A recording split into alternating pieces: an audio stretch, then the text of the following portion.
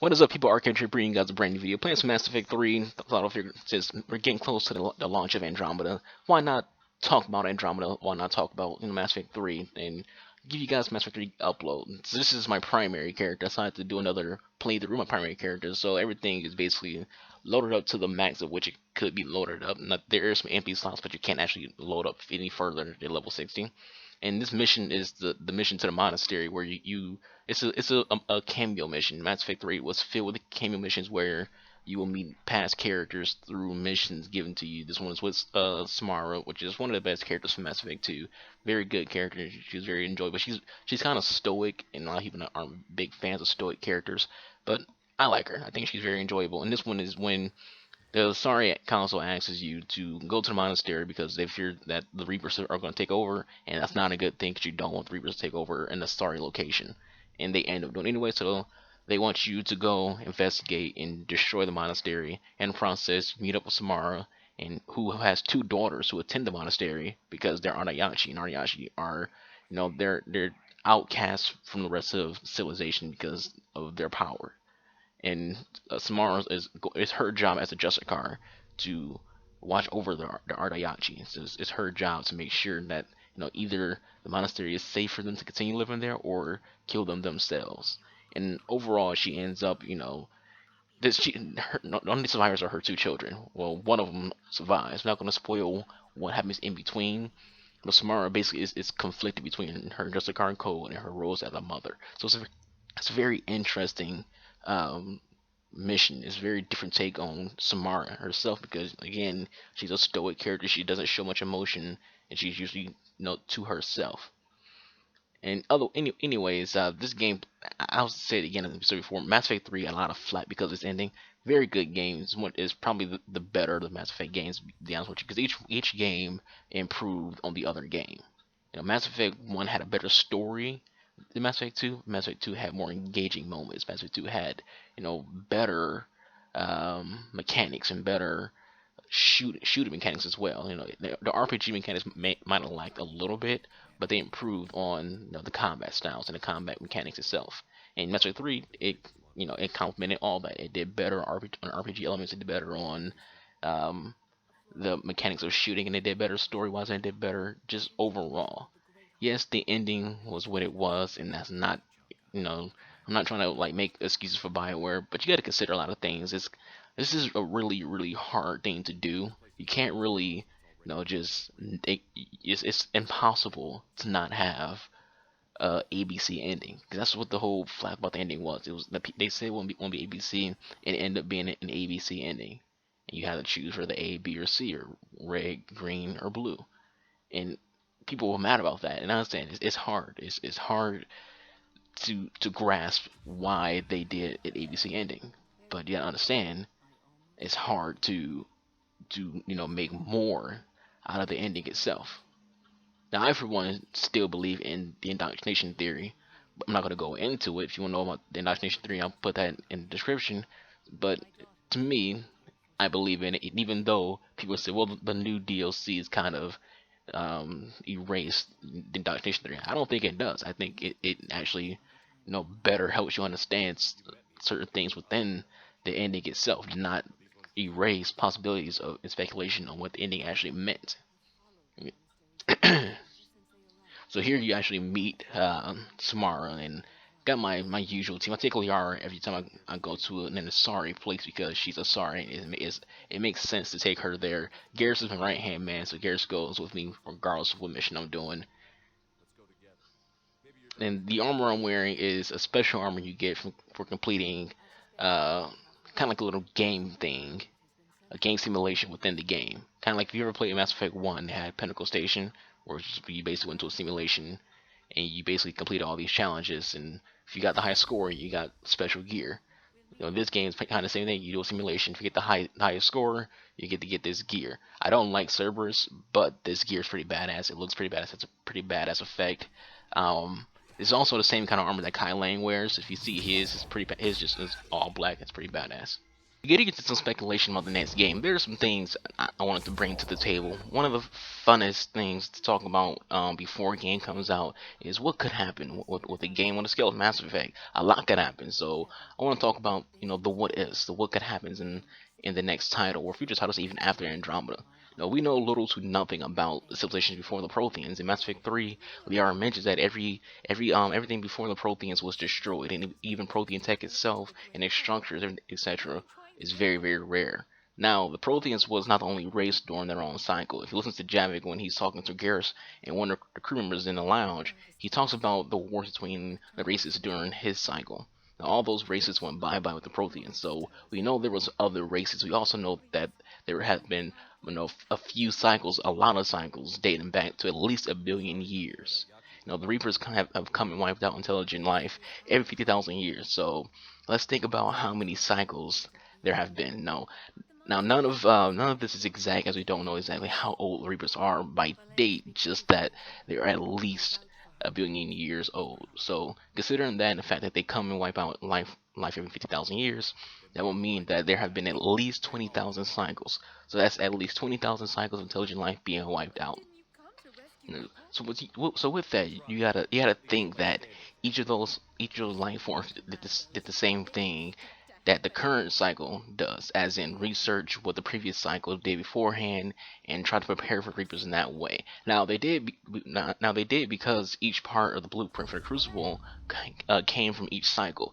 Javik mentions that, and it mentions the Protheans, which is never able to create that. The way the blueprint is every there was a beginning. We don't know which cycle started, so it might not even been the first cycle. We just know it was in the Prothean cycle or the cycle before it. But each cycle added their own know-how and intellect into the Crucible and into the blueprint, but no one's ever been able to create it to work.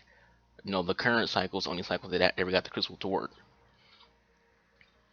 So with all that in mind, you gotta also think one of those life forms during the cycles had an outside the box thought. I thought that maybe the Crucible won't work. Maybe we can't stop the Reapers. Our best bet would be to try and outrun them. We know that Protheans tried to put as many of their people into cryo sleep as they could. We saw the pods on Ilios. We saw Javik's memories. So what if one of those or more than one of those life forms during the cycles thought maybe the best way to escape the Reapers would be to leave the galaxy. Put their people into cryosleep and send them to another galaxy. So what if those races, still exist but in the Andromeda galaxy? What if those forces, Reaper forces, follow them there? We don't know how far of a reach the Reapers have. All we know is that they reside in dark space between cycles. We don't know if they travel between galaxy to galaxy. We don't know that. Now, what if the new friends our heroes meet in the next game is races from a past cycle? Or past cycles. Maybe there's more than one there. In these races from those cycles escape the Reapers or continue to battle against Reapers in a new galaxy. There's a whole lot of what ifs, but there's a whole lot of possibilities. And all of this is just speculation and possibilities. I think it's something to think about. Like I said, these are things that you want to think about. These things that there's so many theories out there about each Mass Effect game and the future games, and there's so much that can happen with these games. So it's just an interesting thought that maybe we aren't the first ones to travel to Andromeda, because that's basically what we're doing. We're basically going to Andromeda to find new colonization places. Because here's my theory on why we even going to Andromeda. I think this is a contingency plan. Just like I said before, when there's other races who probably send their people to another galaxy because they could be Reapers. My theory is that we're going to Andromeda because this is a contingency plan. The theory is, our best trooper is ingrained into the trenches of fighting the Reapers. So let's send our second best N7 operative to colonize or find planets in another galaxy, assuming that the Reapers can't get to those galaxies. And we can just move our ships, move our people into those planets and and try to recolonize over another galaxy. So basically, what we're doing right now is what I'm saying that other civilizations have probably tried before. We just don't know if the Reapers have that far of a reach or not. It's possible. Anything is possible. I want to know your thoughts. What do you think of this idea of meeting past cycle races and Andromeda, and the idea that maybe the Reapers are also there as well, because we clearly see in the trailer that Shepard is fighting someone. It could be just a hostile race of the Andromeda galaxy. Could be Reapers. We don't know. We'll obviously see leading up to the release of the game, and more likely we're definitely going to see it at E3. What ideas and theories do you have for the next game? And I'm curious about others' opinions. So take everything into consideration. Think about the what ifs. Think about the theories that other people have brought to the table. Just think about all the speculation. Think about the lore of the game, and then give your opinion. As if for me, guys, as always, thank you for watching. I hope you all have enjoyed. I hope you all have a good day. Rila, peace out. It wasn't even time to say goodbye. Few can break the Reaper's hold. Rila's will was extraordinary, as was her love for you. We left her to die.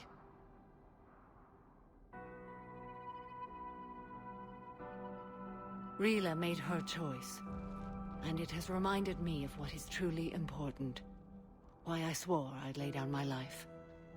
What is that? Falere, the code demands an Ardat Yakshi cannot live outside a monastery that no longer exists. What are you doing? I'm sorry, Shepard. By the Justicar's code, there is only one way to save Falere. Mother, no! My daughters, you were all. Let go. What are you doing? Fulfilling the code. By throwing your life away? I won't kill my last daughter. You won't have to. Falere? I'll stay here. Home. No matter what's become of him. Without a proper monastery... I could have left any time. I don't need a building to honor my own code. And if the Reapers return, they won't take me alive. I promise.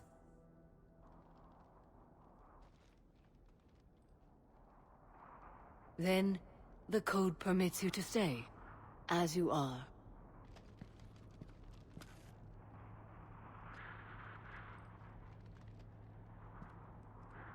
Once this war is over, and if I am able, I will visit, as a Justicar should. I'd understand if you wanted to help Falere rebuild a home here. It must wait now that I can help oppose the Reapers. I'll speak with Falere, then join your forces. If you'll have me, of course. I'd be honored. The honor is mine, my friend.